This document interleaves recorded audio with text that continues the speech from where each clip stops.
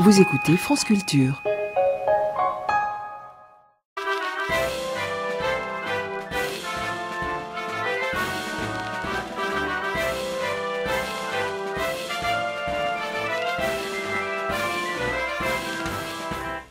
L'autre jour, Simone, je me suis retrouvé par hasard devant un écran de télévision muet.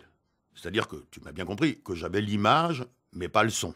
Soit quelqu'un avait coupé le son. Oui, soit le son était en panne, oui. Mais bref, ça n'a pas d'importance. Je n'avais pas le son, j'avais juste l'image. Et l'image, c'était 6 messieurs autour d'une table qui manifestement débattaient. On les voyait se succéder en gros plan, et il était clair en les regardant qu'ils débattaient de choses très importantes. Ils gesticulaient beaucoup, ils prenaient des mines inspirées, alternativement contrites ou furieuses, graves ou belliqueuses, emphatiques ou chafouines, passionnées en tout cas.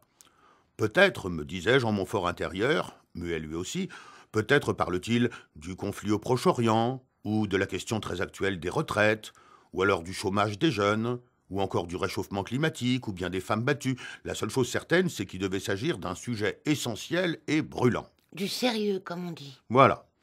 Mon œil glissa alors négligemment jusqu'au coin inférieur gauche de l'écran, où j'appris avec stupeur qu'il ne s'agissait que de l'une de ces nombreuses émissions consacrées au foot.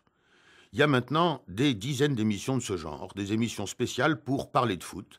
Et il y a donc probablement une centaine de gaillards, ce sont rarement des gaillardes, même si, signe des temps, il y en a désormais aussi, des gugus donc, souvent autoproclamés journalistes, qui gagnent leur vie et qui la gagnent même très bien, en pérorant, glosant, radotant, ratiocinant sur des histoires de foot.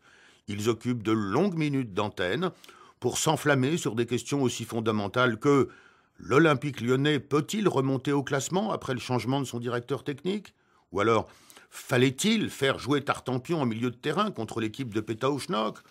Ou encore, le club de Manchester United est-il en mesure d'améliorer son système défensif? Tu n'aimes pas le foot, de toute façon. La question n'est pas là, Simone. Et d'ailleurs, si, j'aime bien le foot, à dose raisonnable. Mais de voir le nombre croissant de ces zozos, généralement incultes, qui s'agitent et se pavanent, tout bouffis d'importance, pour donner leur opinion personnelle sur des sujets aussi dérisoires, ça me fait froid dans le dos. Il y a tant de choses importantes à débattre par ailleurs que je ne parviens pas à considérer autrement que comme ridicules ces interminables, pullulantes et inutiles tables rondes sur des questions vaines et futiles. Tant d'énergie et d'argent gaspillés pour apprendre que Jean-Luc Ribouchon pense que Sochaux battra Lorient par 2-0 et apprendre pourquoi il le